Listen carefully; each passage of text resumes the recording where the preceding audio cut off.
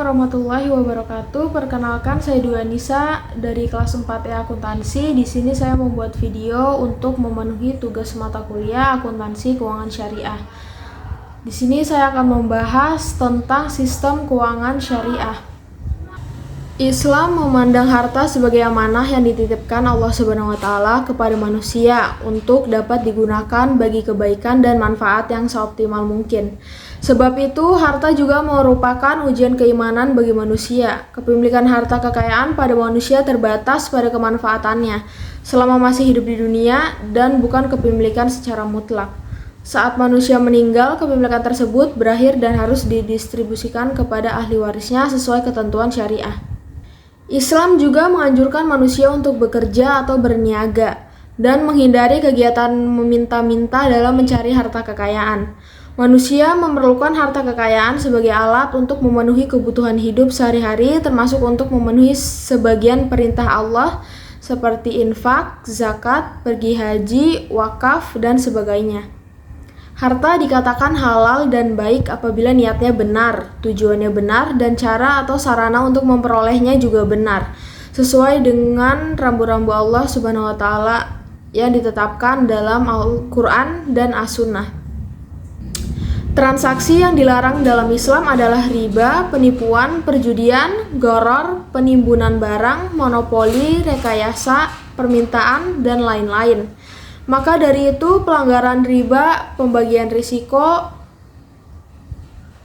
larangan melakukan kegiatan spekulatif dan aktivitas usaha yang harus sesuai dengan syariah merupakan sistem keuangan Islam sebagaimana diatur dalam Al-Quran dan As-Sunnah.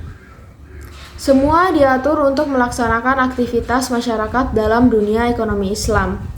Yang selanjutnya kita masuk di konsep memelihara harta kekayaan.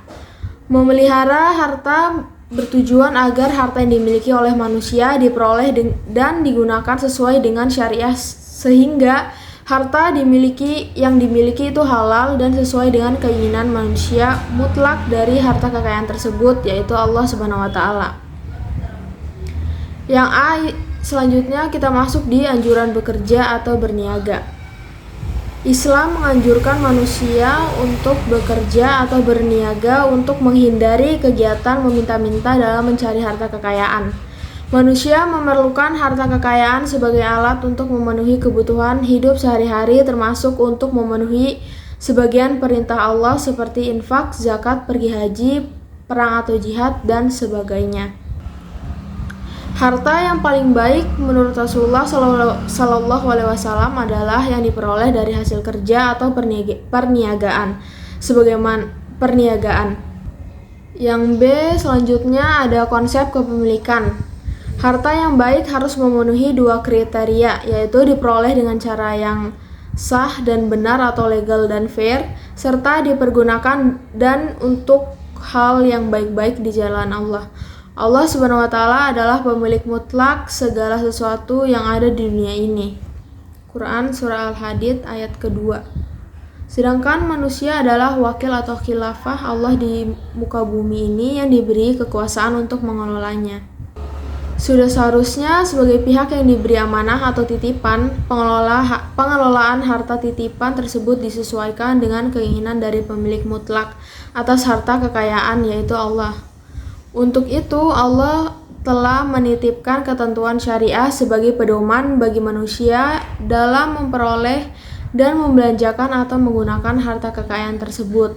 Dan di hari akhir nanti manusia akan diminta pertanggungjawabannya. Jadi, menurut Islam, kepemilikan harta kekayaan pada manusia terbatas pada kepemilikan kemanfaatannya selama masih hidup di dunia dan bukan kepemilikan secara mutlak. Saat dia meninggal, kepemilikan tersebut harus berakhir dan harus didistribusikan kepada ahli warisnya sesuai ketentuan syariah. Yang C ada perolehan harta. Memperoleh harta adalah aktivitas ekonomi yang masuk dalam kategori ibadah muamalah atau mengatur hubungan manusia dengan manusia. Kaidah fikih dari muamalah adalah semua halal dan boleh dilakukan kecuali yang diharamkan atau dilarang dalam Al-Quran dan As-Sunnah.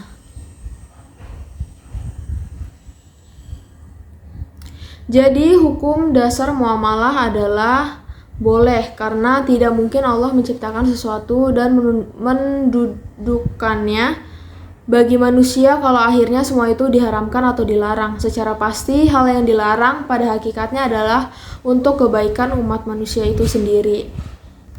Harta dikatakan halal dan baik apabila niatnya benar, tujuannya benar, dan cara atau sarana untuk memperolehnya juga benar sesuai dengan rambu yang telah ditetapkan dalam Al-Quran dan As-Sunnah. Misalnya, uang untuk mendirikan rumah yatim piatu yang diperoleh dari mencuri adalah harta haram. Walaupun tujuannya benar, namun cara memperolehnya adalah haram sehingga tidak dibolehkan dalam syariah. Islam tidak memisahkan ekonomi dengan agama, sehingga manusia tetap harus merujuk pada ketentuan syariah dalam beraktivitas ekonomi, termasuk dalam memperoleh harta kekayaan. Konsekuensinya, manusia dalam bekerja, berbisnis, ataupun berinvestasi dalam rangka mencari rezeki atau harta harus memilih bidang yang halal, walaupun dari sudut pandang keduniaan memberikan keuntungan yang lebih sedikit dibandingkan dengan bidang yang haram. Yang D itu ada penggunaan dan pendistribusian harta. Islam mengatur setiap aspek kehidupan ekonomi penuh dengan pertimbangan moral.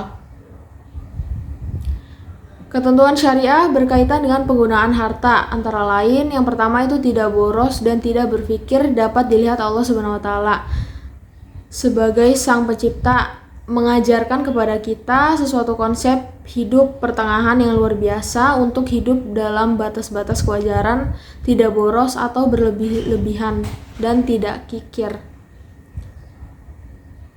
Yang kedua, memberi infak dan sedekah. Membelanjakan harta dengan tujuan untuk mencari ridha Allah dengan berbuat kebijakan, misalnya untuk mendirikan tempat peribadatan, rumah yatim piatu, menolong kaum kerabat, memberikan pinjaman tanpa imbalan, atau memberikan bantuan dalam bentuk apapun yang diperlukan oleh mereka yang membutuhkan. Allah SWT mendorong manusia agar peduli kepada orang lain yang lebih membutuhkan, sehingga akan tercipta saling tolong-menolong antar sesama. Sesungguhnya uang yang diinfakkan adalah rezeki yang nyata bagi manusia, karena ada imbalan yang dilipat gandakan Allah atau di dunia dan di akhirat, serta akan menjadi penolong di hari akhir nanti. Yang ketiga, ada membayar zakat sesuai ketentuan. Setiap manusia beriman yang memiliki harta melampaui ukuran tertentu diwajibkan untuk mengeluarkan sebagian hartanya atau zakat untuk orang yang tidak mampu, sehingga tercipta keadilan sosial, rasa kasih sayang, dan rasa tolong-menolong. Yang keempat, ada memberi pinjaman tanpa bunga. Memberi pinjaman kepada sesama muslim yang membutuhkan dengan tidak menambah jumlah yang harus dikembalikan atau bunga riba. Bentuk pinjaman seperti ini bertujuan untuk mempermudah pihak yang menerima pinjaman, tidak memberatkan sehingga dapat menggunakan modal pinjaman tersebut untuk hal-hal yang produktif dan halal. Yang kelima itu meringankan kesulitan orang yang berutang. Yang selanjutnya ada akad, kontrak, atau transaksi. Akad dalam bahasa Arab yaitu al-akad, jamaknya al-uqud, berarti ikatan atau mengikat. Menurut terminologi hukum Islam, akad adalah pertalian antara penyerahan ijab dan penerimaan kabul yang dibenarkan oleh syariat yang menimbulkan akibat hukum terhadap objeknya menurut Ghufran Mas'adi 2002. Menurut Abdul Razak Al-Sunhuri dalam Nadariyatul Aqdi, akad adalah kesepakatan dua belah pihak atau lebih yang menimbulkan kewajiban hukum, yaitu konsekuensi hak dan kewajiban yang mengikat pihak-pihak secara langsung maupun tidak langsung dalam kesepakatan tersebut menurut Ghufran Mas'adi 2002. Akad yang sudah terjadi atau disepakati harus dipenuhi dan tidak boleh diingkari. Akad dari segi ada atau tidak adanya kompensasi, fikih muamalat membagi lagi akad menjadi dua bagian, yaitu yang pertama ada akad tabaru, yaitu adalah perjanjian yang merupakan transaksi yang tidak ditujukan untuk memperoleh laba atau transaksi nirlaba. Tujuan dari transaksi ini tolong-menolong dalam rangka berbuat kebaikan. Dalam akad tabaruk, pihak yang berbuat kebaikan tersebut tidak berhak mensyaratkan imbalan apapun kepada pihak lainnya karena ia hanya mengharapkan imbalan dari Allah. Ada 3 bentuk akad tabaruk. Yang pertama itu meminjamkan uang. Meminjamkan uang termasuk akad tabaruk karena tidak boleh melebihkan pembayaran atas pinjaman yang kita berikan. Karena setiap kelebihan tanpa iwat adalah riba. Ada minimal 3 jenis pinjaman, yaitu yang pertama ada qard. Merupakan pinjaman yang diberikan tanpa mensyaratkan apapun selain mengembalikan pinjaman tersebut setelah jangka waktu tertentu. Yang kedua ada rahan, merupakan pinjaman yang mensyaratkan sesuatu jaminan dalam bentuk atau jumlah tertentu. Yang ketiga ada hiwalah, adalah bentuk pinjaman dengan cara mengambil alih piutang dari pihak lain. Yang B itu ada meminjamkan jasa berupa keahlian atau keterampilan termasuk akad tabaruk. Ada minimal 3 jenis pinjaman, yaitu yang pertama ada wakalah, adalah memberikan pinjaman berupa kemampuan kita saat ini untuk melakukan sesuatu atas nama orang lain. Yang kedua ada wadiah, merupakan bentuk turunan akad wakalah, di mana pada akad ini telah dirinci atau didetailkan tentang jenis pemeliharaan dan penitipan. Sehingga selama pemberian jasa tersebut kita juga bertindak sebagai wakil dari pemilik barang. Yang ketiga ada kafalah, juga merupakan turunan dari wakalah, di mana pada akad ini terjadi atas wakalah bersyarat. Yang selanjutnya yang C itu memberikan sesuatu dalam akad. Dalam akad ini pelaku memberikan sesuatu ke orang lain. Ada minimal 3 bentuk akad. Yang pertama itu wakaf, merupakan pemberian dan penggunaan pemberian yang dilakukan tersebut untuk kepentingan umum dan agama, serta pemberian itu tidak dapat dipindah tangankan. Yang kedua ada hibah atau sedekah, merupakan pemberian suatu secara sukarela kepada orang lain. Akad tabaruk tidak bisa dipindahkan menjadi akad dirajah dan tidak bisa digunakan untuk memperoleh laba karena sifatnya yang khas seperti itu.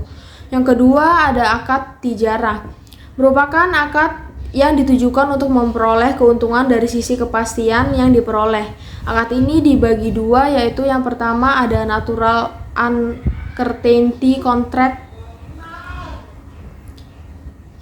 yaitu kontrak yang diturunkan dari teori percampuran di mana pihak bertransaksi saling mencampurkan aset yang mereka miliki menjadi satu, kemudian menanggung risiko bersama-sama untuk mendapatkan keuntungan.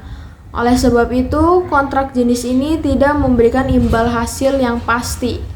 Contoh yang termasuk dalam kontrak ini adalah musyarakah, termasuk di dalamnya mudharabah. Rukun dan syarat akad. Yang selanjutnya adalah rukun dan syarat akad. Rukun dan syarat sahnya sesuatu akad ada 3, yaitu sebagai berikut. Yang pertama, pelaku yaitu para pihak yang melakukan akad atau penjual dan pembeli, penyewa dan yang menyewakan, karyawan dan majikan, sohibul mal dan mudarib, dan lain sebagainya. Untuk pihak yang melakukan akad harus memenuhi syarat, yaitu orang yang merdeka, mukallaf, dan orang-orang yang sehat akalnya. Yang kedua, objek akad merupakan konsekuensi yang harus ada dengan dilakukannya suatu transaksi tertentu. Objek jual beli adalah barang dagangan. Objek mudharabah dan musyarakah adalah model dan kerja. Objek sewa menyewa adalah manfaat atas barang yang disewakan dan seterusnya. Yang ketiga ada ijab kabul, adalah kesepakatan dari pelaku yang menunjukkan mereka saling ridho. Tidak sah atau suatu transaksi apabila ada salah satu pihak yang terpaksa melakukannya. Dan karena akad dapat menjadi batal.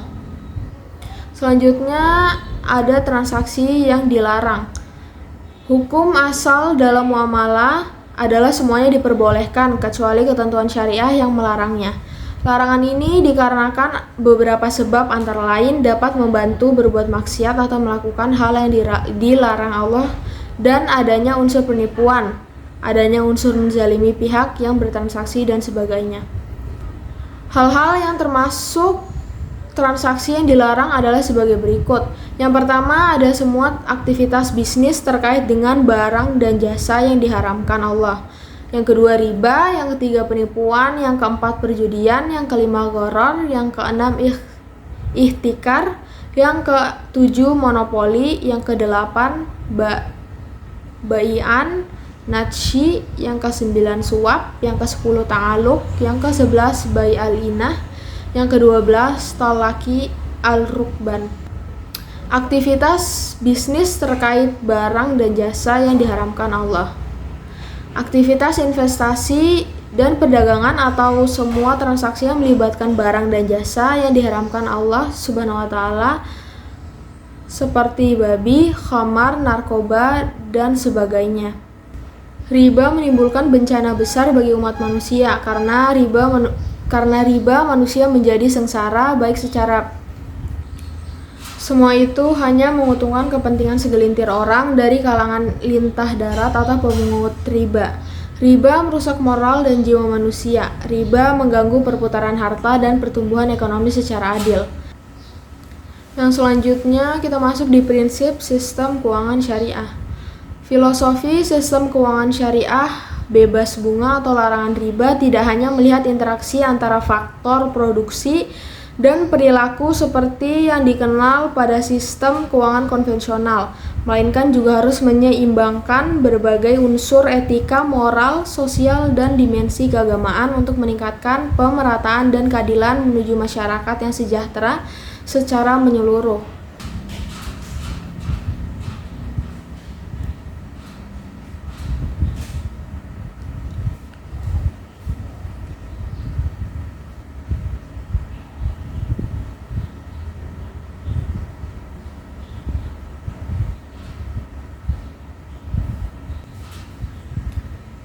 Baik, langsung kita masuk di kesimpulan. Sistem keuangan Islam dilakukan untuk memenuhi maqasidus syariah bagian memelihara harta. Dalam menjalankan sistem keuangan Islam, faktor yang paling utama adalah adanya akad, kontrak, atau transaksi yang sesuai dengan syariat Islam. Agar akad tersebut sesuai syariat, maka akad tersebut harus memenuhi prinsip keuangan syariah, yang berarti tidak mengandung hal-hal yang dilarang oleh syariah. Prinsip keuangan syariah sendiri secara ringkas harus mengacu pada prinsip rela sama rela. Tidak ada pihak yang menzalimi dan dizalimi. Hasil usaha muncul bersama biaya dan untung muncul bersama risiko. Sistem keuntungan Islam diperlukan untuk menjadi alternatif sistem keuangan baru yang tahan terhadap krisis keuangan global. Sistem keuangan Islam larang adanya praktik bunga atau riba, larangan mengenai time value of money, dan larangan perilaku spekulatif atau ketidakpastian dalam transaksi yang merupakan penyebab terjadinya krisis keuangan. Prinsip dasar dalam sistem keuangan Islam adalah bagi hasil atau profit loss sharing yang dilakukan melalui pola pembiayaan mudharabah dan musyarakah.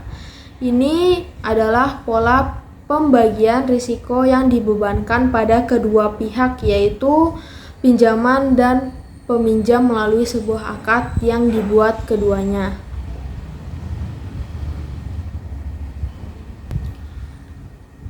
Baik, itu saja yang dapat saya sampaikan. Lebih dan kurangnya saya mohon maaf. Wabillahi taufiq wal hidayah. Wassalamualaikum warahmatullahi wabarakatuh.